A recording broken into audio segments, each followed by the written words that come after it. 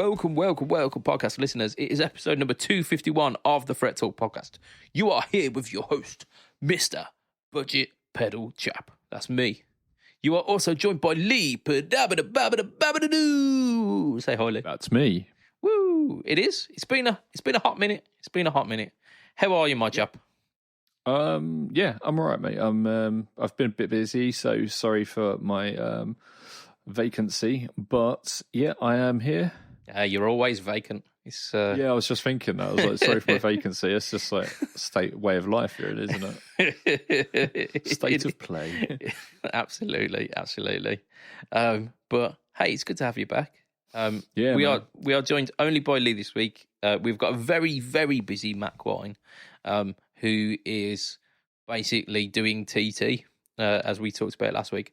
And Mr. Josh, oh my gosh, he's off on his jollies, isn't he? Yeah, I'm quite jealous by our co-host I'm quite jealous of our co-hosts, because I would love to do the Isle of Man TT because, as you know, I'm a very passionate motorcyclist, and I'm a very passionate biker, and I'm also quite a big Rammstein fan. And, Josh is obviously in Rammstein. So I'm, jealous. I am the green-eyed monster today. Yeah, I mean, Matt shared a picture of the opening show that he did. It was earlier this week. It was about Tuesday or Wednesday time, wasn't it? It was like a full-on outdoor stage. It was wicked. Well, TT hasn't happened for a couple of years. So nothing's happened for a couple of years. And he's... I suppose everyone's kind of like, oh, finally I can get back into the TT. Yeah. He said it was the same stage that the professional bands are going to be using later on in the week. Primal Scream were playing on it, weren't they? Don't mention the Scream. Oh man, I really do like Primal Scream a lot. And so that conversation was quite interesting, but apparently they weren't playing to a particularly big audience because they overpriced the tickets. Indeed, but there you go. You win some, you lose some, didn't you? And they lost some. Yeah, yeah. It will probably be the last appearance on the Isle of Man for Primal Scream. Well, I would say it's a shame, but it doesn't affect me. So, I mean, yeah, it clearly doesn't. Right, so we got some stuff we've been doing this week. We usually start off the podcast by indulging in our self. I'm going to start off this week. I think that's a good idea. Because why not? So, literally today, we're recording the podcast on a Friday. So, when that's unusual. Later than usual. Yeah. So, literally today, dropped a video for the Boss DS2 on my channel. So it's like iconic grunge pedal. It's supposed to be Kurt Cobain in a box. But I mean, that happened. Yeah. I mean, he used it. But the thumbnail for the video is a little bit clickbaity, a little bit controversial. It's pointing to like the knob on the pedal going not good. Yeah, I had to put a laugh emoji in that because that's how I roll. Because I'm an 8-year-old girl, but I had to put the laugh emoji in there because it was. I knew it was coming, but when I saw it, I'd forgotten about it for a while, and it did. It made me giggle. So hopefully, it made a lot of other people giggle. Yeah, hopefully, like staunch DS2 lovers don't get offended by it. Oh, hopefully they do, and then they go on a rant about it because that'd be fun as well. I mean, like there's been a few pedals over the years that I've got a bit of flack about. One of the biggest ones that I still get flack to this day is the Rowan F. I think it's like FZ01 or something like that. It's basically like a violet ram's head big muff clone, which is not the best big muff to start off with, and it's not a particularly great version. And the title for this video I've put as A Reason to Hate Fuzz. And I get so much flack these days of people who love that pedal who just go, "Oh, I don't know what you're talking about. It sounds great." I'm like, well, it's got maybe like 2 or 3 usable sounds within it, but it's got a lot of kind of horrible mushiness. I mean, and kind of digging my own grave here. That's the downside of YouTube videos: is you put it into a different rig, it's going to sound amazing. Yeah, and like all of our ears are different as well. To some people, that is the pinnacle of tone. For me, it was I played that pedal and didn't want to play fuzz for a good year. Like, it was one of my first fuzz pedals, and I played it and just thought, this is horrendous. Yeah, so I know what you mean. You know, we had this chat, didn't we, where I was saying, like, out of my 100 pedals, I've more or less 100 pedals, I've got about 4 fuzzes. Yeah. Which is like, I'm with you, man. There's only a few fuzz sounds which I really like or really want, and they're usually pretty extreme. Yeah, I mean, I tend to like the more vintage sounding fuzz. The kind of the bar that I aim for is the Silicon Raise the Dead by Tate Effects, because it's like a fuzz face with the best setting, with both controls turned up, so you kind of saturating the transistors, and it's got that kind of immediate attack that the Germanium one doesn't, and it has a little bit more gain as well. Sounds really good. I think that's kind of the bar that I judge other fuzzes by. And the Rowan just does not stack up to me. It doesn't stack up to that fuzz. But yeah, so the DS2, I think the mode 1 on it, which is like the non-turbo mode, is really similar to the DS1, but I perceive it to have more of a dynamic range. So like the lower gain settings are lower and more open sounding, and the higher gain settings push it even further. So it's almost like a wider gain sweep, and you can get this really open dynamic sound, and then as you're pushing that gain, you can feel the compression bringing the dynamic range in and in and in until it just becomes like super saturated, which is really cool. I was digging that. I thought like mode 1 absolutely excellent, and if they left it at that, fantastic. When they've got these mode switches, you don't have to use the other modes. Yeah, and like if I was using it on my pedal board, which I could quite easily do, I would use it in mode 1. I'd set it kind of just under halfway with a load of that dynamic range, but a bit of that kind of blues drivery upper mid crunch, and it would be fantastic. It would do exactly what I wanted it to do.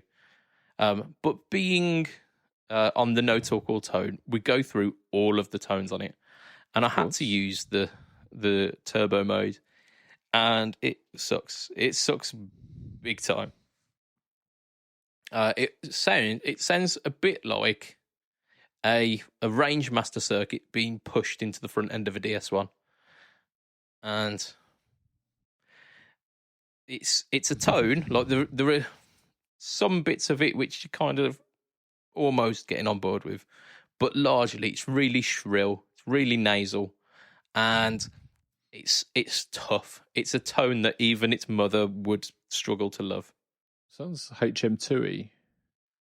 Pardon? Like a HM2? Why is that shrill and nasal and tough? It can be. It's but yeah, I just wonder. It's kind of like the impression I got from your description. I haven't listened to it, but I will watch the video indeed. I just want to say, if you do want to go and try what you're describing as the best fuzz on the planet being the Raise the Dead, if you want to go and try that for yourself on the 19th of June, you will have an opportunity. You can pop over to FX Expo. Go to FX Expo, that's fxepxpo.co.uk, and all the information as to location, that sort of thing, are on there as well. It's only in the UK, but do check it out because that's being run by a bunch of our friends, and a bunch of our friends are going to be there, plus a whole lot of other companies, and it's all going to be effects related. So yeah, go and check that out. Yeah, there's some really cool stuff going on with Effects Expo, actually. We mentioned it previously. I think we mentioned it when Alex was last on, didn't we? Or was that... Or have we talked to him about it since? I can't remember. There's loads of things there, though. Do you want me to go through the list, or quite a lot? Yeah. Let's not. But I know that I'm going to be there. I think Josh is going to be there as well. And the thing that keeps striking me, because I'm friends with the Effects Expo Instagram. He keeps sharing the exhibitors list. He shares one or two of them every day or so. And because it's a smaller expo rather than these big ones like the one at the Bingley Hall and like the Olympia and that, the smaller manufacturers are coming along. They've been tempted to exhibit their wares, which is fantastic. So it means that I get to see a bunch of pedal manufacturers that I've been watching online and looking for and whatnot. I never really had the chance to hear their stuff in person. I'll be getting to see those soon. So that's really cool. Yeah, it is. It's very, very cool. And, with any luck, we'll be able to do some demos of some of the stuff on there because there's some companies on there we've not dealt with before. And there's a lot of companies that we have dealt with before who you've not met. So like Emoji, for instance. Oh, nice. Yeah. Yes. So yeah, it should be really, really nice, and get to hang out with your mates as well. It's only a 1-day event. Otherwise, we could have all gone to the pub afterwards. Yeah, it's on a Sunday as well.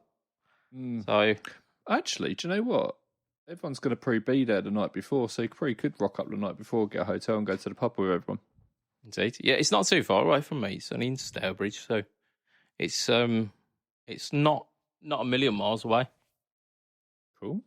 But yeah, I'll definitely be heading up. I've not got tickets yet, but I will be buying them very shortly. So yes, I will. Not shortly. So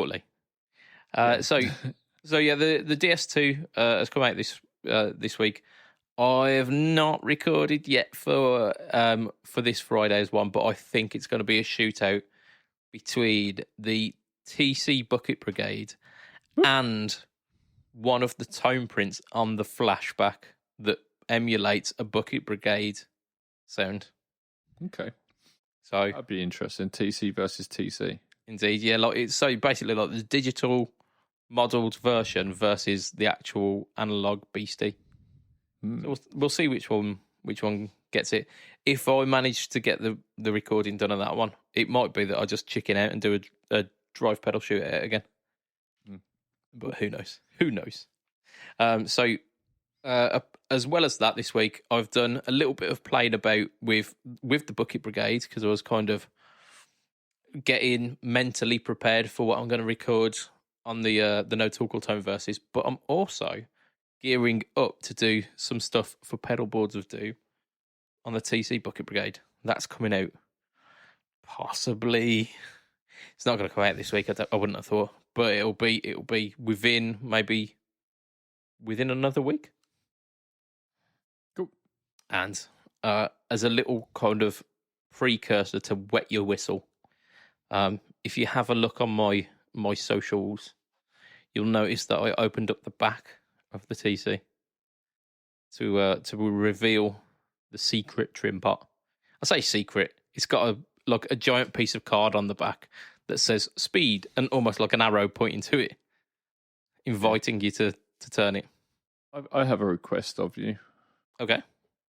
Every time you ask a question on your socials, I know the answer straight away. Can you step up your game, please? But the issue is, I did it the one time where I shared like a distorted, badly edited picture and like cropped it really far in to see if anyone would get what the pedal was. Had absolutely no one. We're just Yeah, like, I nah. don't mean to like mess up the quality. I just mean ask harder questions. Oh, well, we'll see. We'll see. So I've got that going on this week. Lee. What? What have you been up to, my man? I've been playing with my wonderful new amp. So I got the jack from Victory. It finally arrived. You've got the what? Sorry? I got the jack. The jack. She got the jack. So a bit of AC/DC, that isn't it? It is indeed. You probably couldn't hear. I was clicking my fingers along to you. But yes, I've got the jack. Cool. So the jack is what used to be The Countess. The Countess, yeah.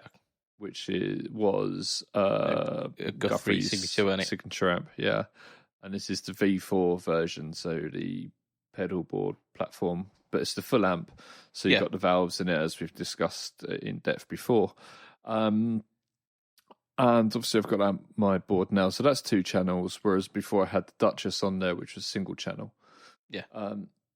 So now I've got the option of the jack in mono, 2 channels.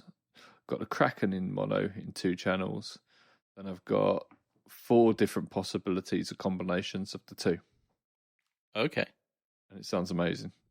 So just to remind us, the 2 channels of the jack are Clean and dirty, obviously. Yeah. So is it like a Fender and a Marshall kind of? No, it's the clean is a very distinctive clean to its own. I don't know. It doesn't sound like it's from a specific amp. It's kind of almost hi-fi like, but not in an unpleasant way. Yeah. And the distortion is high gain, but in a very different high gain to the Kraken. The Kraken is 5150 inspired. The high gain on it is Guthrie Govan inspired, so whatever he was using at the time. Because he went from Cornford, didn't he, to Victory? Well, Cornford is Victory in all essence. Okay. Because Martin Kidd owned Cornford with Paul Cornford, and like they fell out. He came away from it, and then eventually started up Victory. Yeah. So yeah, it's I think Guthrie was using some other bits and pieces as well, though. I don't know what else he was using. I do have a speculation of what I think he was using, but if I say, I don't want to upset anyone because I know there's a lot of diehard Guthrie fans. Yeah. So we'll just leave it at that. But it's very nice, but it sounds so good paired with the Kraken, especially the clean, the hi-fi-ish clean crunch first channel paired with the Marshall channel on the Kraken. Just sounds spectacular. It really does. It's got a clarity there, but it's got enough crunch to it to sound like it's got a bit of character to it, whereas the Dutch was a little bit too clean in that. So it almost felt like you had like a wet dry amp, even if the Duchess was very wet. Whereas the Duchess sounds amazing in mono. We are not referring to the royal family here. Yeah. Oh shit, man! Like you couldn't have chose a better wording for that, could you? I didn't even do it intentionally, man. Shame on me. But I'm loving the combination, and I've also decided that I'm going to shoot my demos in a slightly different manner, which means that I had this big space on my board where I was going to put pedals that I was demoing. And now I've realised that I can actually fill that space with a pedal, and it's quite a large space as well because I left it quite large in case I wanted to put 2 pedals in there. And I think I'm going to put a drive in there just so I've got just that extra flavour. Another drive pedal?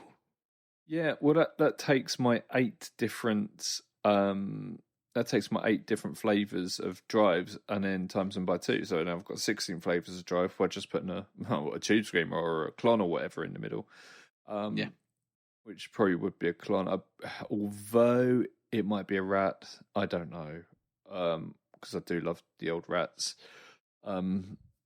Probably be a siren scream, to be honest. It's really good. That is. It is really, really good. I might put 2 in. I don't know. I don't bloody know. But all I know is I'm loving my board. It sounds amazing, and I'm really, really happy with it. I'm happy with my YouTube setup. I just need to finish decorating the room, soundproofing the room, which is what I've been working on, and then get my computer set up, and then I'm ready to go. Yeah, and cameras. So you were thinking of running some of the Wall of Sound stuff, weren't you? And what's really nice about this is I can have my amps running into the cabs behind me, and I can be playing them. But because they've got the built-in 2-note stuff in the in both of the amps, I can have them running straight out to the desk and record without having to worry about, oh, hang on a minute, is this going to pick up on my mic? Yeah. Or anything along those lines, or miking up the cabs and these sort of things, and having to worry about all sorts of issues with miking, because they're going to be going out into into the either using the 2-notes cabs that are built in, or Wall of Sound or something like that in my PC. Indeed. But speaking of Wall of Sound, we've released a little demo on Pedalboards of Doom this week, haven't we? We have.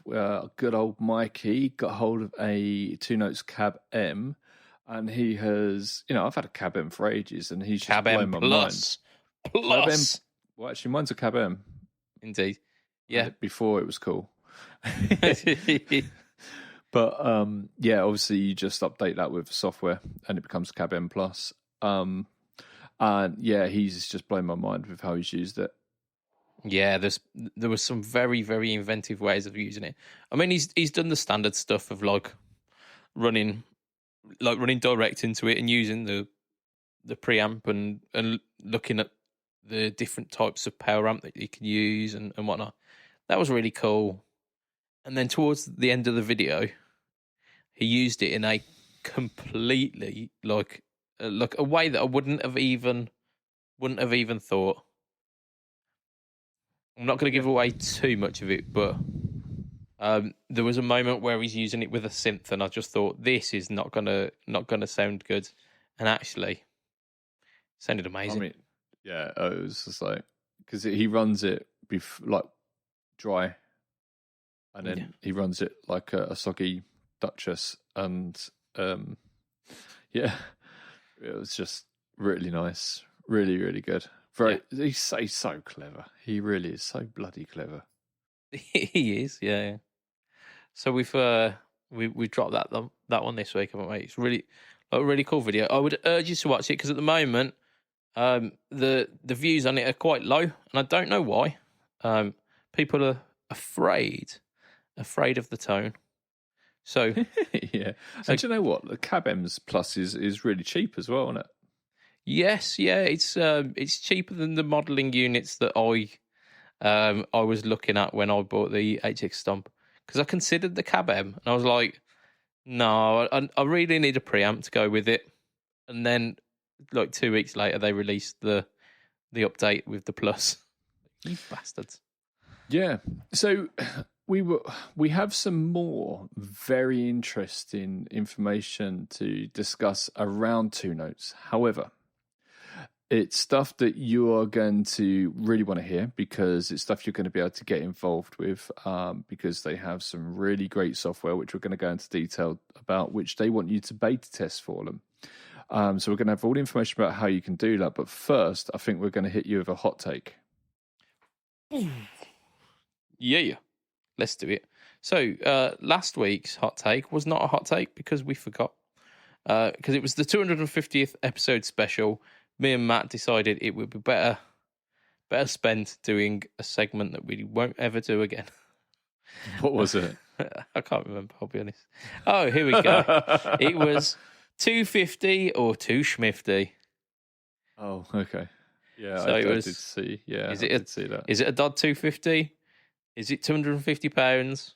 Or is it from my mind's eye? And Matt did really well at that, actually. So, did you just fart, Lee? Did you just fart? No. The floor's on fire, mate. It will be after that. So we forgot to mention the hot take from the week before. The week before one was wood does not affect tone. Oh. And crazy actually is that 14 to 8 said it's not as important as you think. So actually Josh won, I think. So that's a bit. Yeah, the way you answered the question on the thing, I think it was given how it was going to come out, because it was like one was very polarized and the other was kind of generalized. So one was sitting in the middle, like on the middle ground, and the other one was really polarized. So it was kind of like, it was a loaded question. It was like, either it's everything, or it's not. It's not as important as you bloody think. start, don't you? We had that chap a couple of weeks back who was saying the same thing. But you know what? No, he wasn't saying that. He was being an arse. But the way, as soon as I saw the question, I was like, well, I know exactly how this is going to go. But there you go, and that's how it went. I thought I'd give Josh a chance, and it paid off for him. This week's hot take is less of a hot take, more of a fact. But it is the hot take, the lukewarm hot take, that Strats are clearly the peak of guitar. They are clearly the peak of guitar. I'm gonna put guitar design for this. They are clearly the peak. I mean, you're gonna have to justify it more than that. So, like I can justify it, but you go first. So the Strat, like since its inception, way back in the 50s, was it earlier than that? Who knows? I don't think there's any way of finding out.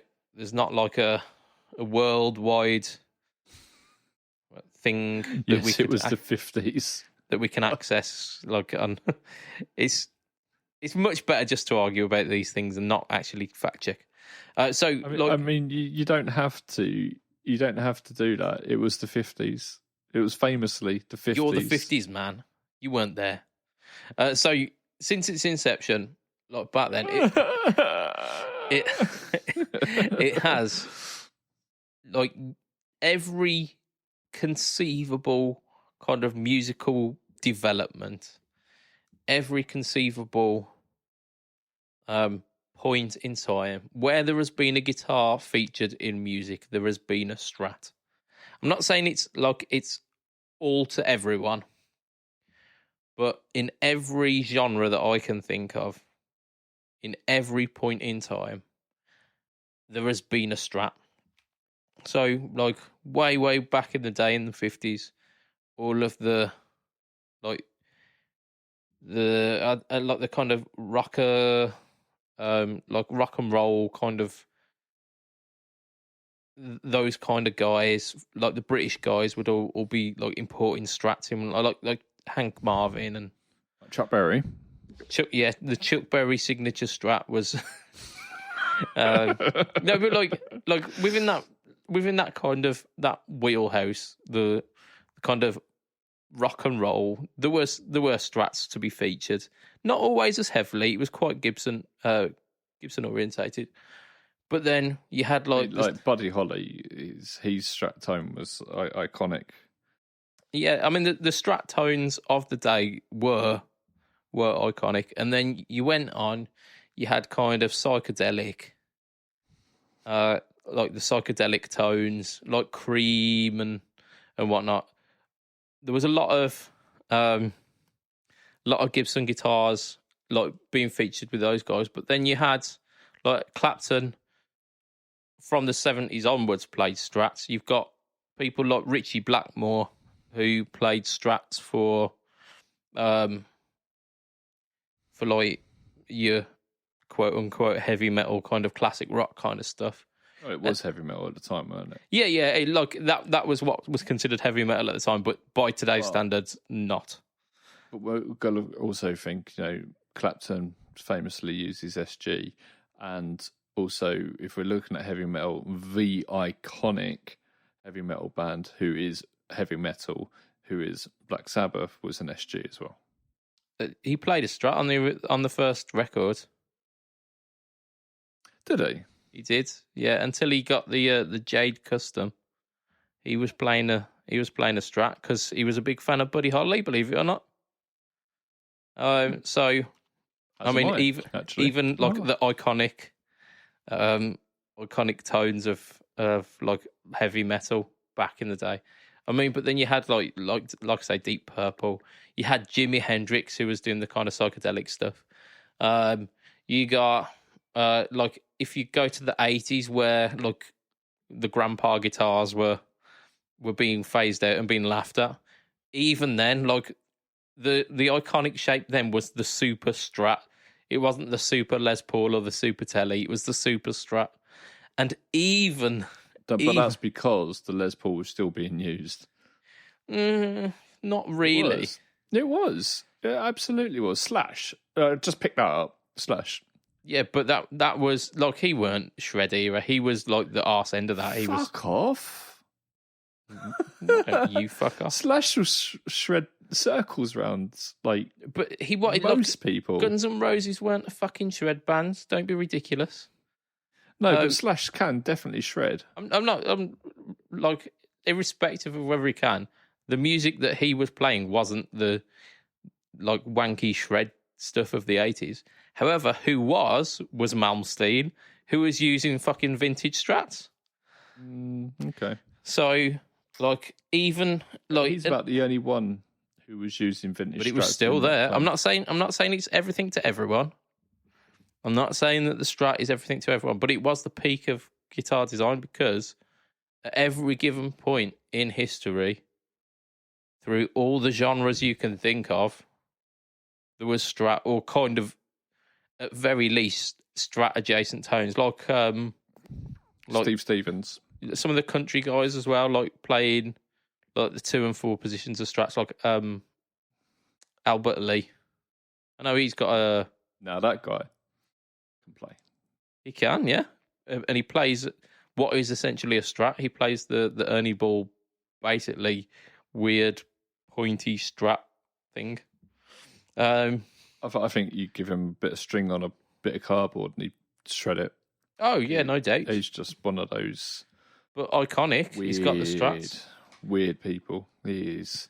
You talk unbelievable. Then kind of through the 80s, like any of the blues guys, like Robert Cray, like Stevie Ray Vaughan, Strat guys, playing Strats, all the way up to modern day. John Mayer, who is like arguably the last. I mean, you can try and purport that he's a bit of a wanker, and yes, like his personal life wouldn't say I wouldn't defend him, but I don't know anything about his personal life. I do know, however, that nothing sends me to like sleep quicker than talking about John Mayer.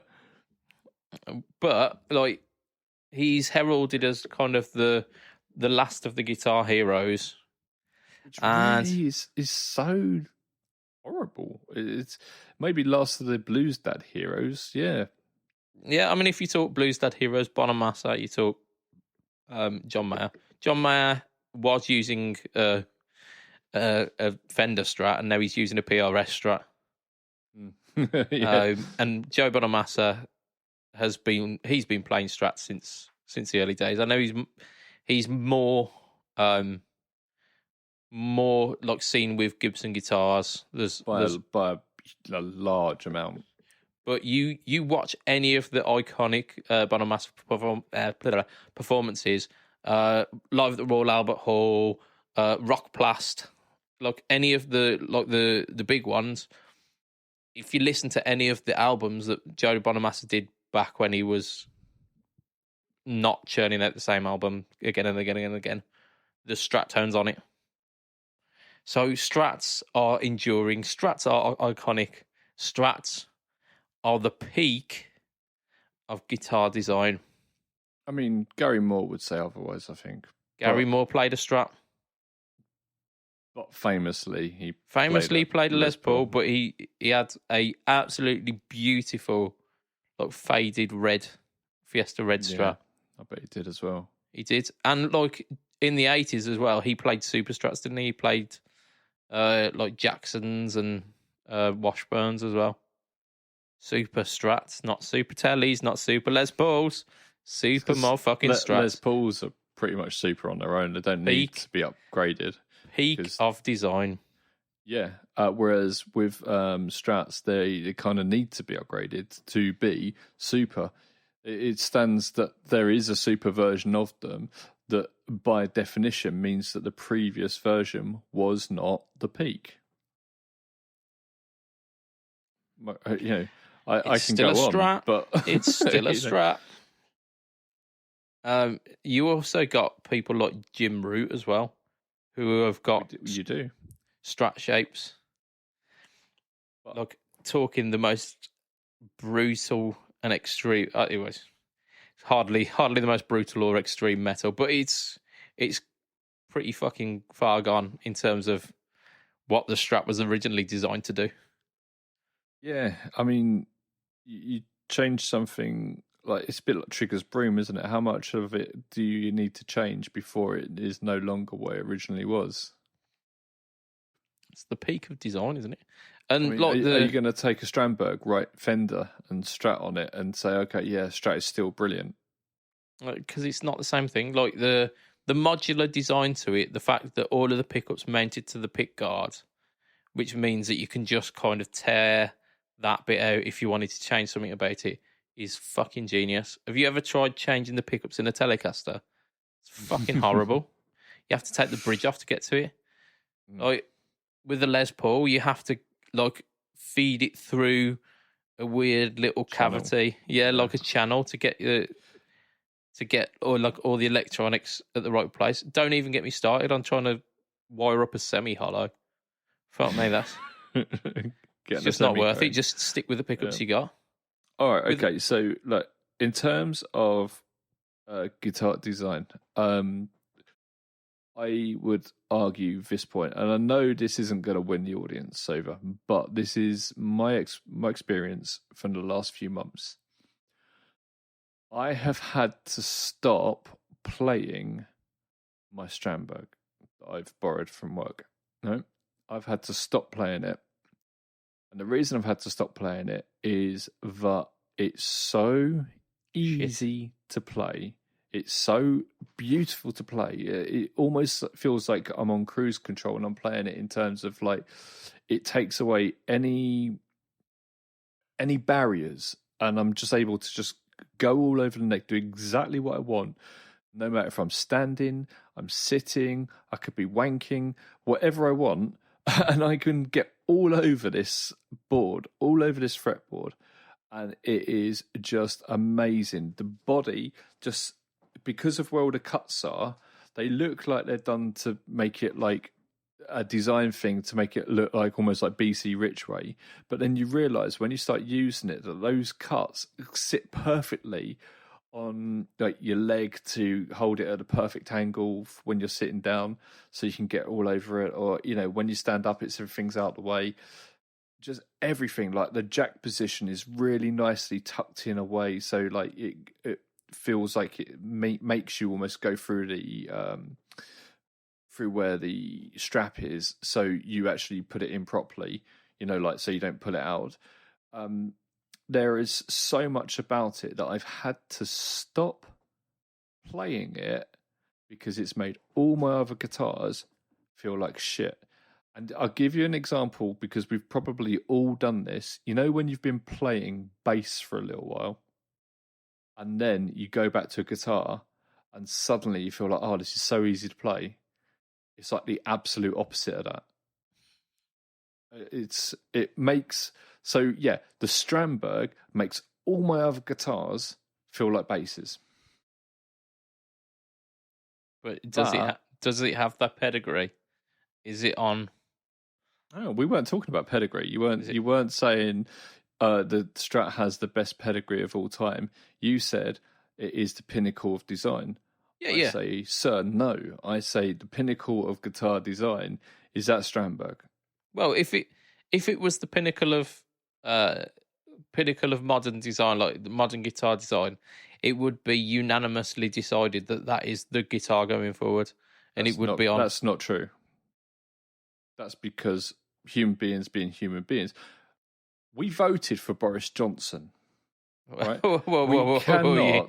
You ain't tarring me with that brush, my friend. You ain't tarring me with that brush. Exactly. But but most people, obviously, that's how he got through, voted for Boris Johnson, and we ended up with it. America voted for Donald Trump at some point, right? We cannot judge how good something is because of how popular something is. It's been out for a much shorter period of time. It has. And if it came out when the Strat came out, and everyone had them started equally at the same time, and it wasn't this old, like if Boomers had started with that as an option, then I think it would have won.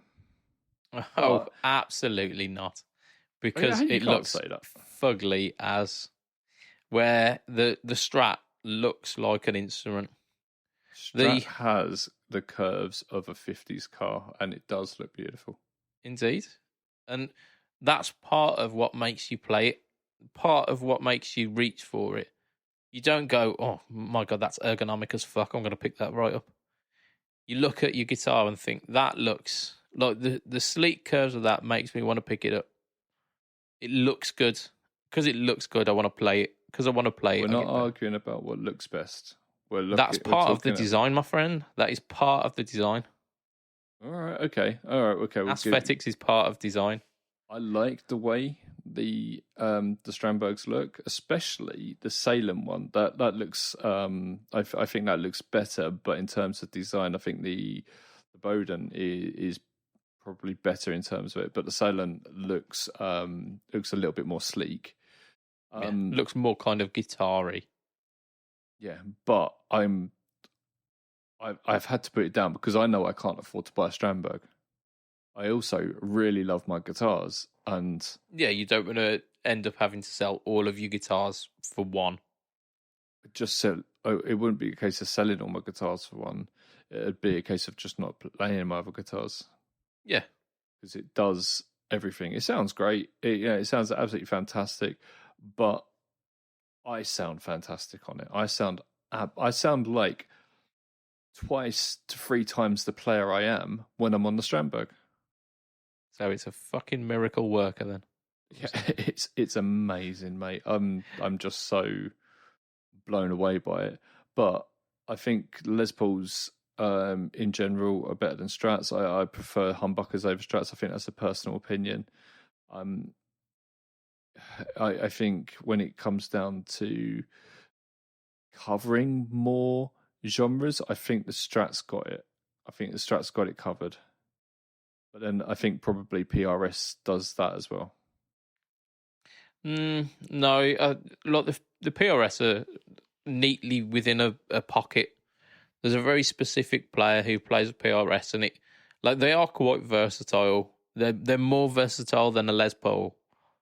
And I think that's where they've kind of dug out their corner of the market, is that it's a Les Paul that does more.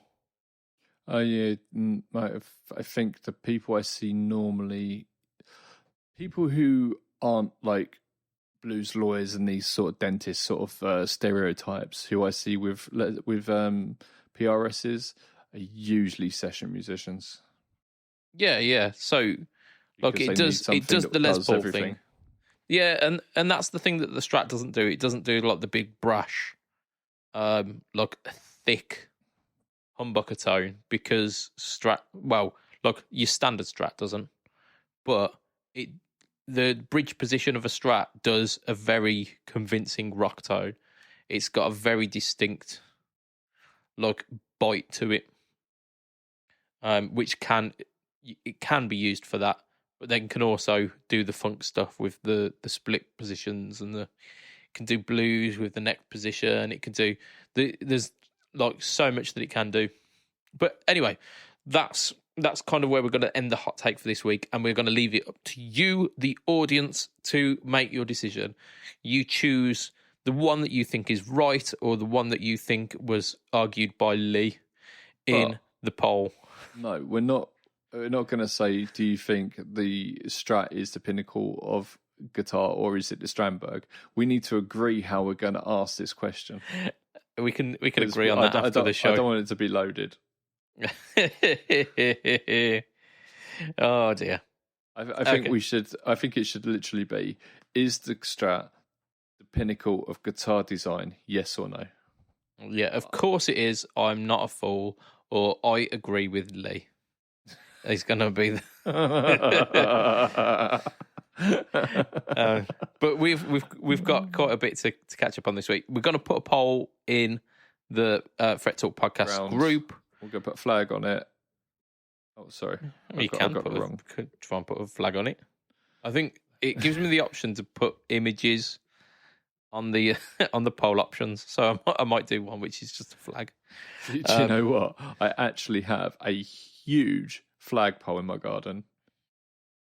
It's nice. Just here when we moved in. I'm so tempted to put, my pedal boards of doom banner that I usually have behind me. I'm really tempted to hook it up and put it up there. See, the good ship pedal boards of doom. But anyway, we've got some news this week because we're kind of pre-NAMM 2022, aren't we? Yeah, I did a really in-depth news video on that last week. Not putting any news out this week because I covered it all last week. But yeah, so we'll go over it today. But if you want a bit more of an in-depth and maybe stuff we're not covering, have a check out of that. I'll tell you what I do want a bit on, which you definitely didn't cover last time. This 2 notes lark that you were just talking about before the hot take. Ooh, sir. Okay, let's have a... Yeah, tell me more. I'm interested. All right. Okay. So, Wall of Sound is a bit of software on your computer which you can use as a plugin which will allow you to use your 2 notes cabs that you might be using on something like a Cab M Plus, like Mikey demoed, or something like your Captor X. And you can go on there and you can move your cabs around and these sort of things.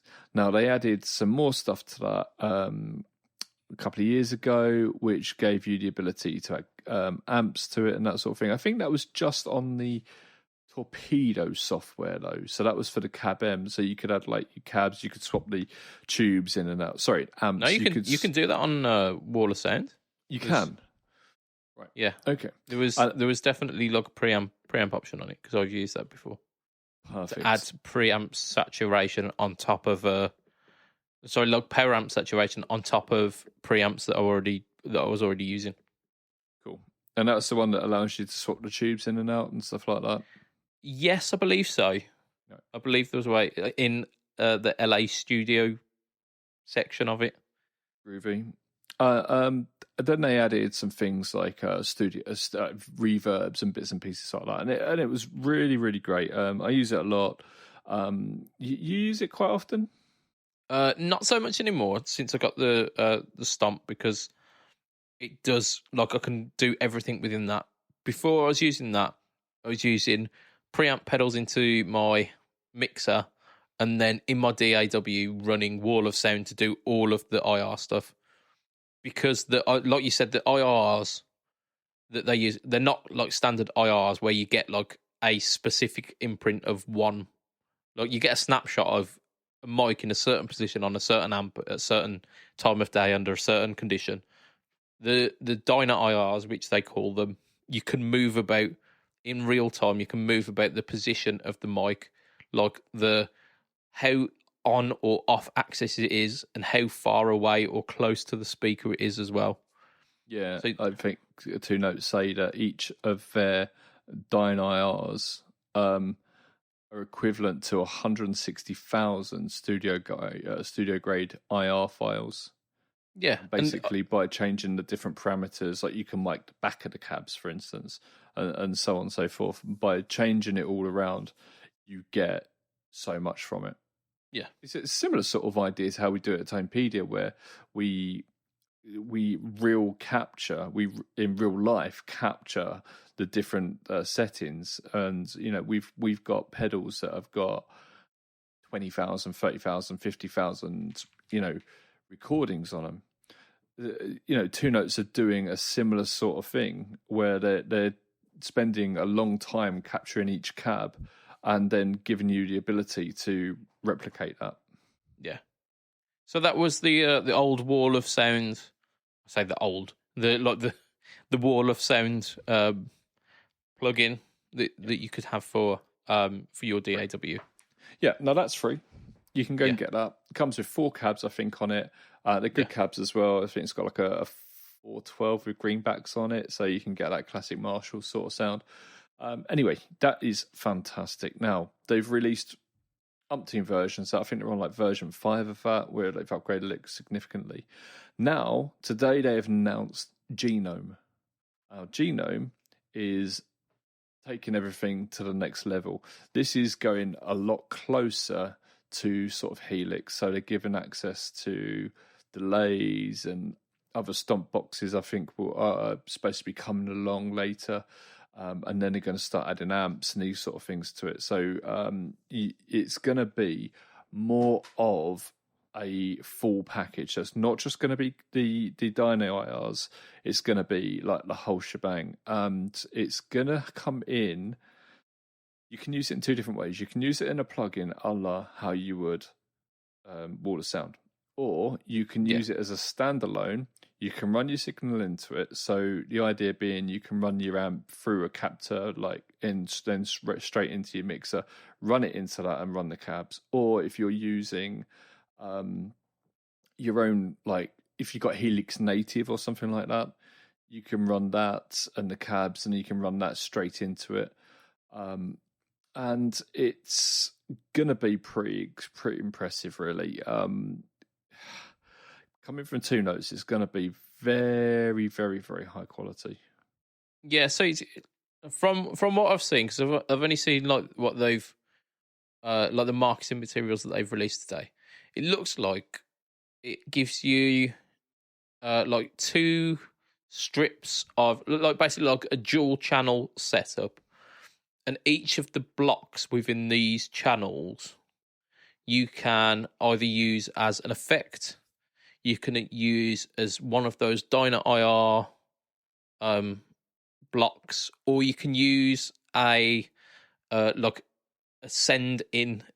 So you could like you say, use a send in where you're sending in a preamp that you're using like your captor to go through, or like a preamp pedal that you're like routing through into this. So it's almost like an HX effect with wall of sound added into it within your DAW.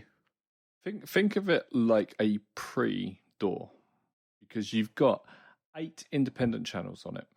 I know I'm holding up 5 fingers. That's because my other hand is on my mouse. But you've got 8 different independent channels on it.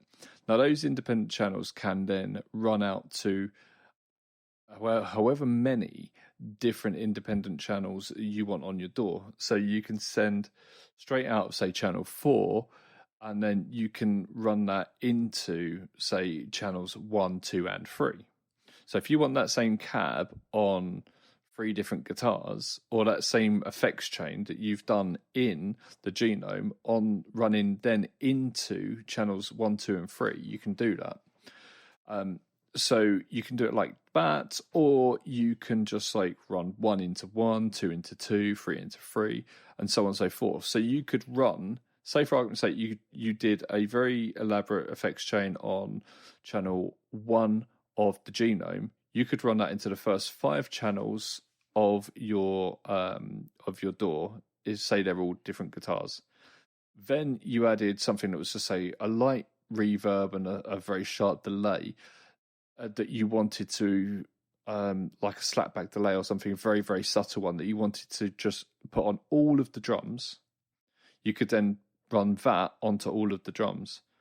And then say you had a different cab that you wanted for the bass and you only had the bass on one channel, you could just run channel 3 from Genome onto whatever on channel it is on the door. So it's very clever in basically, instead of having to run a separate instance of Genome as a plugin on every channel on your door, which will use up loads of your GPU, loads of RAM, and so on and so forth, you're actually using one instance of Genome, and you're basically able to spread that out throughout your door. Yeah, almost like back in the day where they had like outboard effects, like rack effects. Exactly. And you could patch all of the channels that you wanted going into those effects. Yeah, it's buses basically. Yeah. But like in like a DAW version, it's nice that they've done it that way. That you only have to run one instance of it, rather than running multiple instances to get like multiple, like different strips of effect. Because, like you say, like running something that can do hundreds of things to do like 3 effects, you're still running those hundreds of things. And it will soak up your processing power on your computer like immensely. Yeah, and what you're doing is kind of like you're creating a sound that you like, and then you're just sharing it. Yeah, cool. The other thing we've got to consider is this has a fantastic feature where you can download, or I should say, you can upload from it the IRs made from your favorite Dyne IRs to your favorite IR loaders. So you and I both have the TC IR loader. Yeah, Impulse. Yep. Which is a great bit of kit. We can now get the 2 notes tones on that. Yeah. We can get it on the Helix, so you can they'll upload that using this software onto your Helix. I can upload it onto my my GT Core. It can be uploaded onto Josh's Cortex, QC. All of these sort of things. Now, I think this is unbelievably powerful. Yeah. I mean that feature in and of itself is something that has always lacked a little bit with the 2 note stuff. 2 notes thus far has always been a little bit like Apple, where as long as you're using 2 notes, like all 2 note stuff, it's all compatible with itself. So if you've got a sound on Wall of Sound that you really liked, and you wanted to move that over to like a Captor X or a Cab M or whatever, it would be really easy to transfer it over.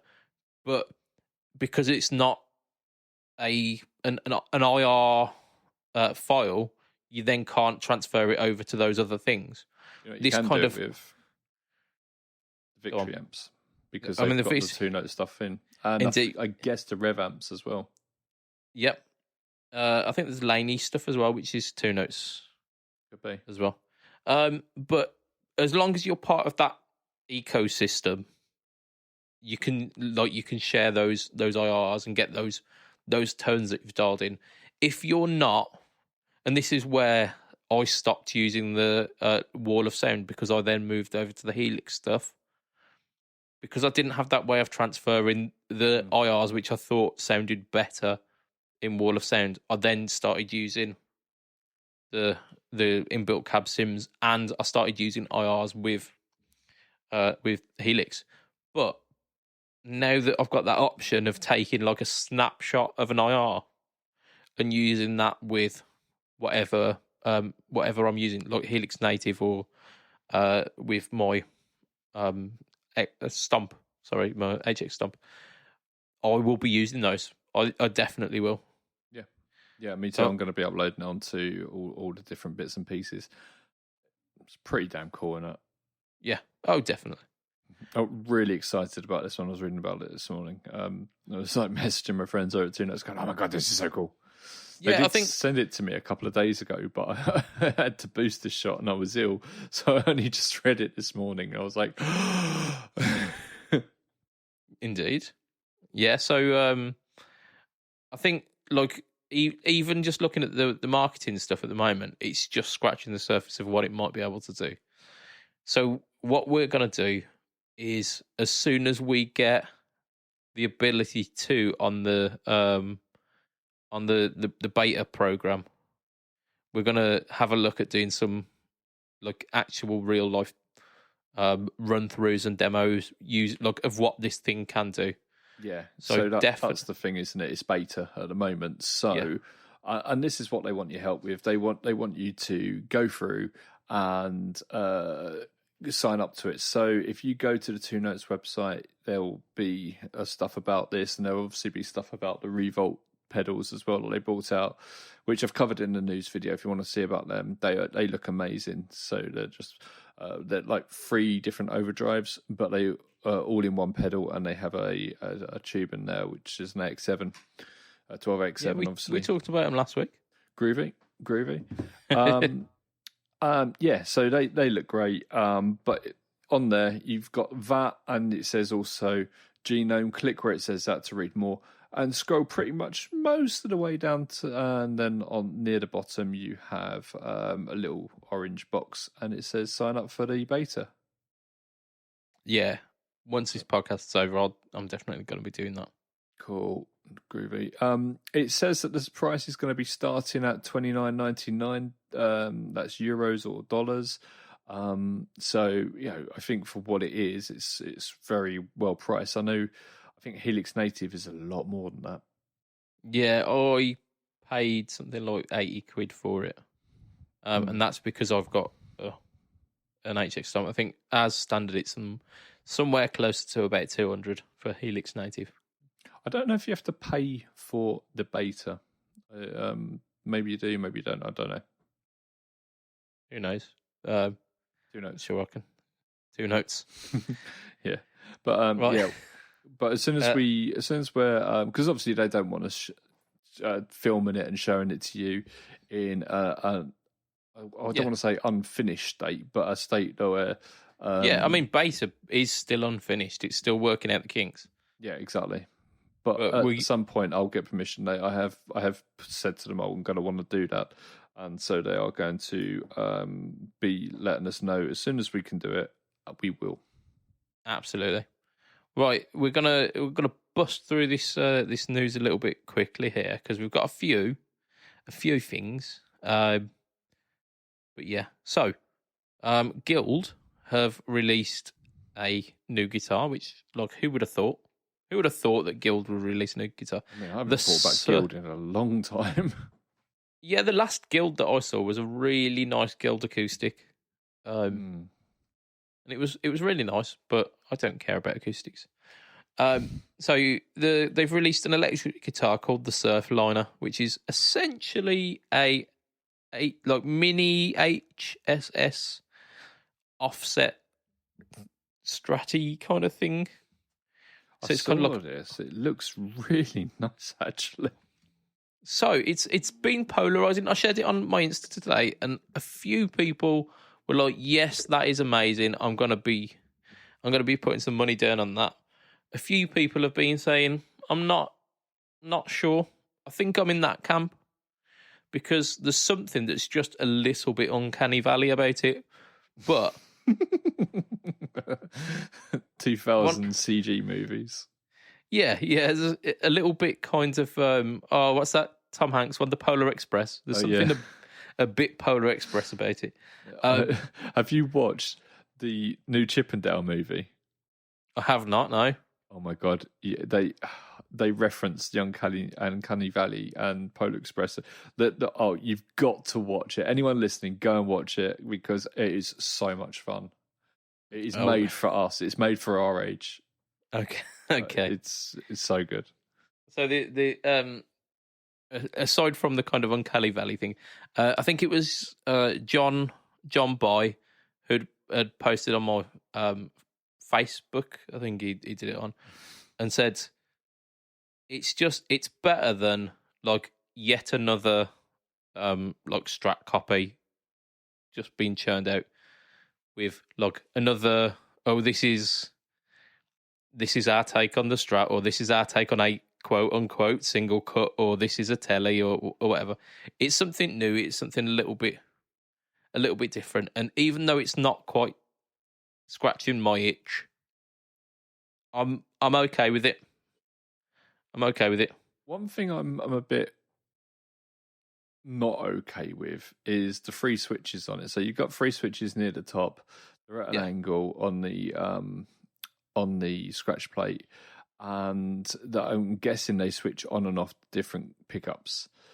They are pretty much the same sort of on-off button that you get on the back of your PC. Okay. So a bit weird. Apparently, like with these, the three pickups. So you got two Diamond Aerosonic single coils and a Guild Little Booker. So between these three things, like these three pickups, you can get 7 different tone combinations using those switches. Okay. Which is pretty cool. It reminds me a little bit of the Ibanez Jet King, which is very much a guitar that I would like to get on board with. They don't do them anymore, but I would very much like an Ibanez Jet King. So, like those 3 little switches get a big yes from me. The pickups look a bit like Burns Trisonics, which gets a big yes from me. I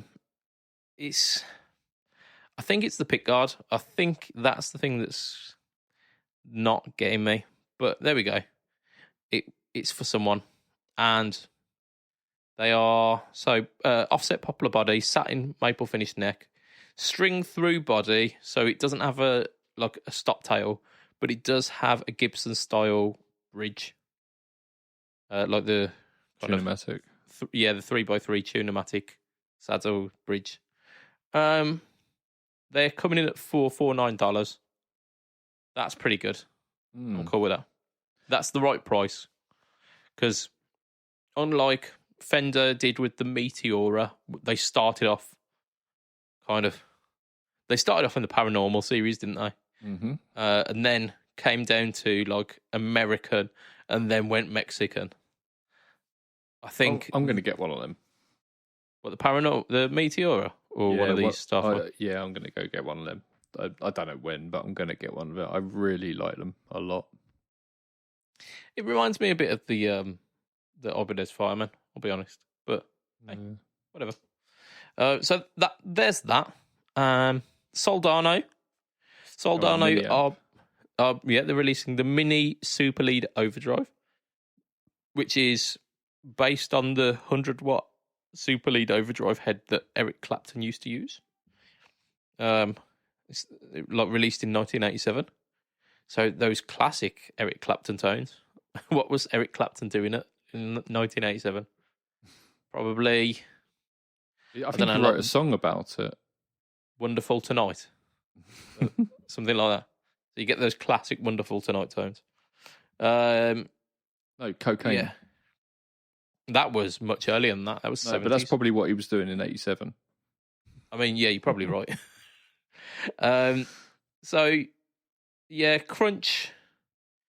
Crunch Overdrive. It's got like a switch between Crunch and Overdrive. It's got a switch between normal and deep. It's 3-band EQ. It's got presence, gain, and master volume as well. 30 watts, but it's got to be 30 watts of Class D power amp, isn't it? So it's a backup. It's not going to be your gigging head, but it's along the same kind of lines as the Friedman and the what else has come out? The mini ones. I think, did they do a diesel one? Diesel, yes, of course it was. Yeah. So quite a few companies are doing these. This is $299. It's because they're all owned by the same company. All owned by the same company. They all work with vintage amp distribution, so they're all going to be the same thing, but they're going to be going through obviously voiced differently. Yeah.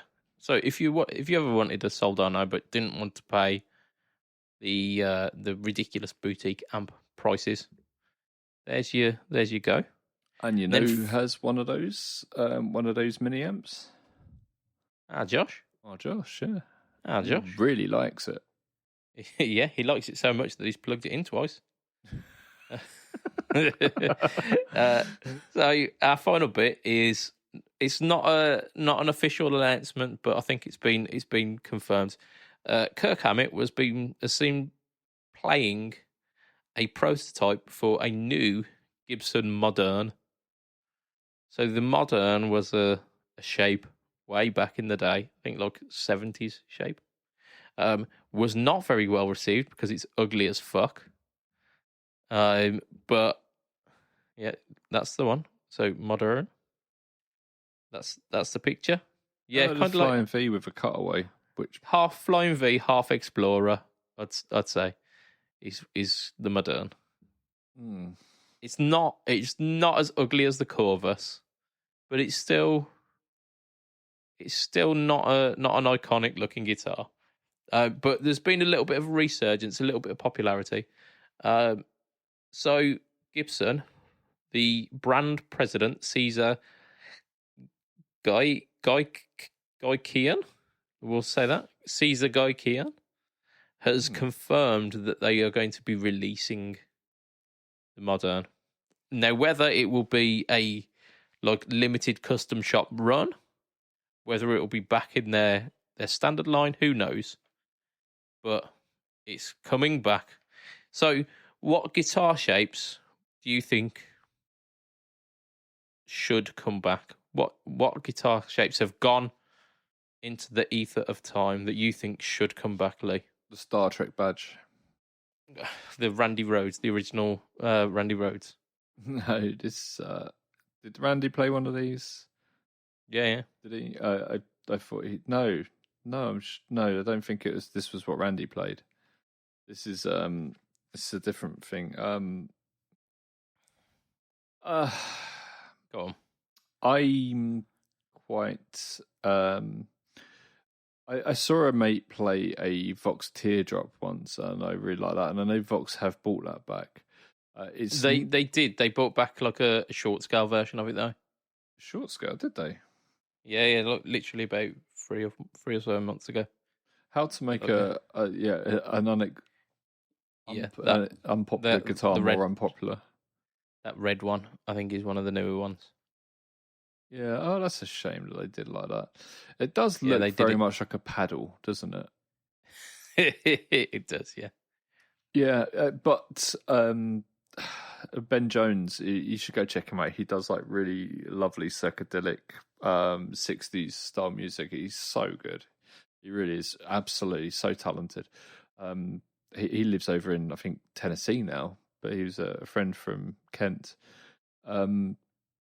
In England, but yeah, he used to play one of these, and it was just amazing. A proper 60s one, worth a bomb. Nice. And look, Bowie played one, played 12-string one. Wonderful. Yeah, great. So, what about you? What would you like to see? Oh, like aside from the Ibanez Jet King, I'd like to see them come back. I'd like to see the Ibanez V Blade come back as well, which is like a metal Flying V. Also, just like any Flying V from Ibanez, they did like lawsuit era ones. I want to see some of them. I want to see a lot of Ibanez guitars. I'll be honest. I want to see guitars using the Strandberg neck profile on guitars that I'm familiar with, so that you can maybe just get someone to carve the Strandberg neck profile into the guitars you've already got. God, can you imagine that my custom? How to devalue your custom, yeah. Oh my God. But yeah, no, I'd love it if Strandberg and Gibson worked together and just produced like this just wonderful Les Paul that just like I could shred all over. It would be amazing. Yeah, like an Access Plus or something. Yeah. Oh God. Can you imagine how much that would piss people off? Oh, I mean, I'm seething just thinking about it, and I've not got a horse in this race. I'll be honest. How Right, much so does Bowie look like your auntie? Not your auntie specifically, but someone's auntie in that picture. I mean, he's got a strong kind of She looks like she's just nan dancing vibe. found you in the cookie jar, doesn't she? Right, so it's the end of the podcast anyway. We've got to end it, and before I do our Patreon shout out, I'm gonna give a little obituary to my. You can hear it here. Let's have a. I mean, that's really not loud paper. That is it. There we go. There we go. Bit of ASMR. This is the notebook that I have been using since episode 116 of the podcast. We are now on 251, so this has been going for quite a while, and it is the last page today. So I'm going to have to use a new notebook. So rest in peace, my old friend. You have served us well. I think there's more than one piece going on there, mate. Oh, peace, you. That notebook is an amputee for sure. Yeah, I mean it's seen better days. I will be frank about that. But we give a shout out to our Patreon backers who are just better than regular people. I don't make the rules up; they are just better. Yeah, and if you want to support us, you can join them. It doesn't cost much, and it means the world to us. Just to join at the minimum rank and just get those names up, because we love you all very dearly, and we share the love back with us. I say that sincerely. Yeah, absolutely. Like the $2 tier is our minimum, and it's not a great deal a month. But we wholeheartedly appreciate it, and it goes to the good of running the podcast, and it just shows us that there are people out there who do care, which is really nice. So as little as $2 a month, you can be joining onto this list of people. They are as follows. We've got Mr. Andrew Bimson, Mr. Adam Yeomans, Mr. Doug Christ of 37 Effects, of Masters of the Cinematic Universe, and the Just Surprise Me podcast. We have got Mr. Hugh G. Rection for yoing. We have got Mr. Ben Fletcher of Fletcher Pickups. And we've got Mr. Brian Gower of the Tone Jerks podcast and of the Second Button podcast. All of the podcasts mentioned are absolutely exquisite, so please take a listen. If you want to catch me online, I am Mr. BudgetPedalChap. You can find me on Facebook, Instagram, YouTube. YouTube is the home to the No Talk All Tone series and the No Talk All Tones Versus series. And Mr. Lee, padabadababadababadoo, we can find you where? You can find me on Facebook, on our Facebook group, on our Facebook page. You can find us on Instagram. You can find us on YouTube. We've got a wonderful YouTube channel with Mr. Budget Pedal Chat, with Oh My Gosh, It's Josh, with Mikey, with me doing the news roughly weekly. No news this week, sorry. You can also just friend me on Facebook. I've got a lot of friends on there, and I do make funny posts and comments quite regularly. Indeed. And that's all apart from your personal one, it's all Pedal Boards of Doom, isn't it? Yeah, it's all Pedal Boards of Doom. And Pedal Boards of Doom is the biggest pedal related social gathering of idiots in the world. So I mean, yeah. It's over 70,000 now, is it? Just off 80,000. I think I looked today, and I think we were at 79.4. Nice. Well, there you go. So definitely over 70,000. So from myself, Mr. Budget Pedal Chap, from Lee, padabadababadababadoo. Stay tuned for the joke. It will be a tatty bye and good night this week. Bye.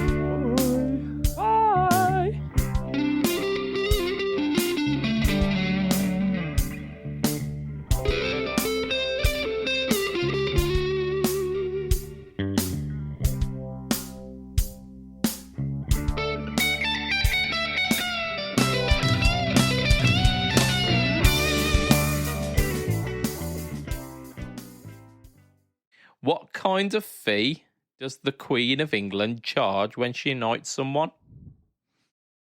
I don't know. What kind of fee does the Queen of England charge when she knights someone? A surcharge?